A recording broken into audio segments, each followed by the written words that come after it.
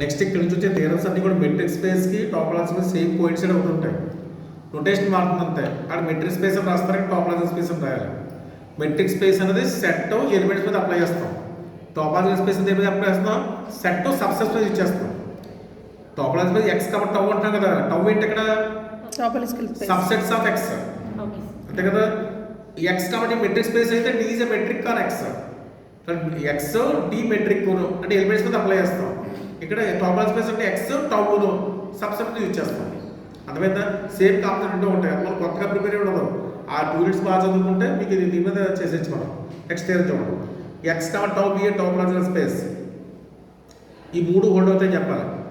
X empty set close sets అని చెప్పాలి. అర్థమైందా? Next arbitrary intersection of close sets close అని చెప్పాలి. Find intersection of open sets open అని చెప్పాలి. సేమ్ టాప్ మెట్రిక్ స్పేస్లో తీరమే. మెట్రిక్ స్పేస్లో క్లోజ్ సెట్స్ మీద తీరం చేసామా? ఆ తీరమే. మెట్రిక్ స్పేస్లో క్లోజ్ సెట్ మీద తీరం చేసాం. Empty set X close set అవుతాయి. నెక్స్ట్ ఓపెన్ సెట్లో అయితే arbitrary union of open sets open అని చెప్పాము. అదే మనకి క్లోజ్ సెట్స్లో చెప్పాలి. Arbitrary intersection of close sets is closed. Open సెట్లో అయితే ఆర్బిటరీ యూనియన్, క్లోజ్ సెట్స్లో అయితే ఆర్బిటరీ ఇంటర్సెక్షన్. నెక్స్ట్ ఓపెన్ సెట్స్లో ఏం రాసాం మనం?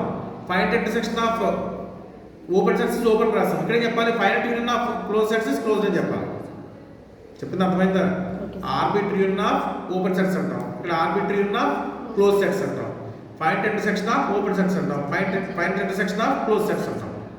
చెప్తున్నా అర్థమవుతుంది? ఆర్బిటరీ యూనియన్కి ఆర్బిటరీ ఇంటర్సెక్షన్, అక్కడ ఫైనైట్ ఇంటర్సెక్షన్కి ఇక్కడ ఫైనైట్ యూనియన్.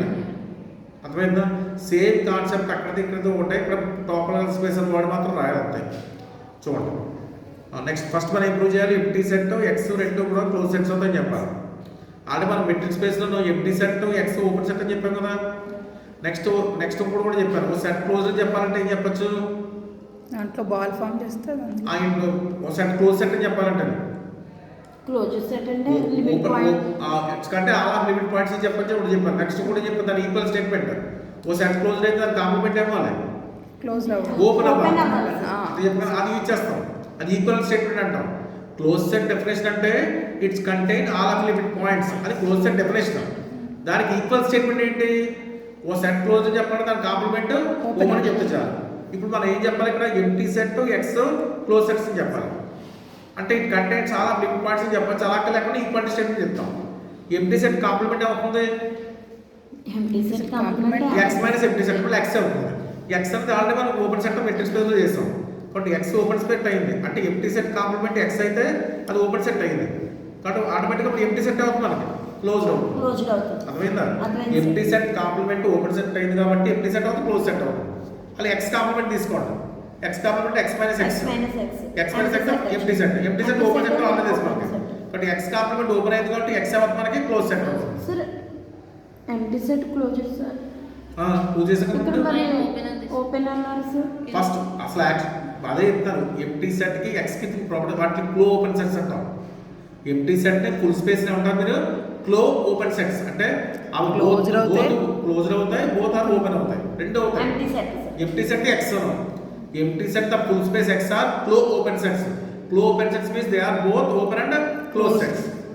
ఫస్ట్ నెక్స్ట్ ఏం చెప్పాలి? Arbitrary intersection of close sets and close అని చెప్పాలి. ఆర్బిటరీ ఇంటర్సెక్షన్ అంటే మీనింగ్ ఏంటి? ఆర్బిటరీ అంటే ఇన్ఫినిట్ మీనింగ్ కలెక్షన్ తీసుకోవాలి. ఇక్కడ set of F alpha belongs delta a collection of close sets తీసుకోండి. మనం ఏం ప్రూవ్ చేయాలి? వాటి ఇంటర్సెక్షన్ కూడా క్లోజ్ సెట్ అని చెప్పాలి. ఇంటర్సెక్షన్ క్లోజ్ సెట్ చెప్పాలంటే దాని కాంప్లిమెంట్ ఏం చెప్పాలి? ఓపెన్ సెట్ చెప్పాలి. అర్థమైందా? బట్ ఇంటర్సెక్షన్ కాంప్లిమెంట్ తీసుకోండి. ఇంటర్సెక్షన్ కాంప్లిమెంట్ ఏమవుతుంది? మనం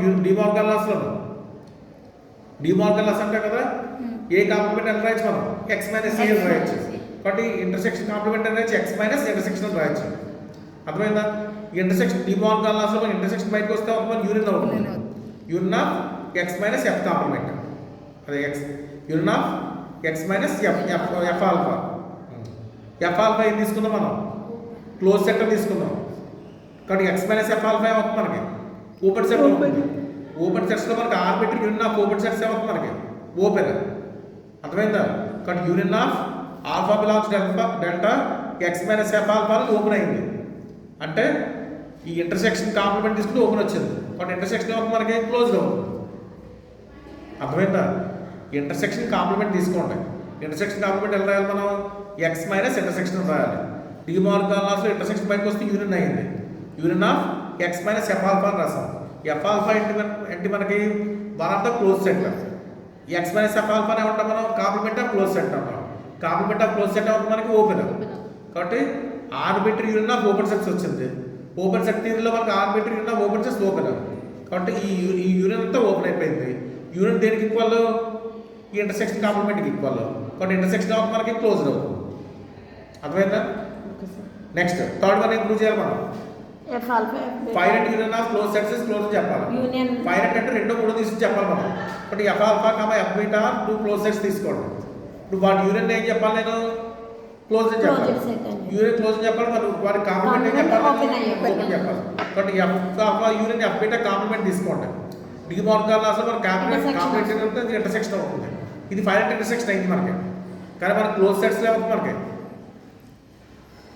F alpha complement intersection F beta. F alpha closed, F alpha complement అంటే ఓపెన్.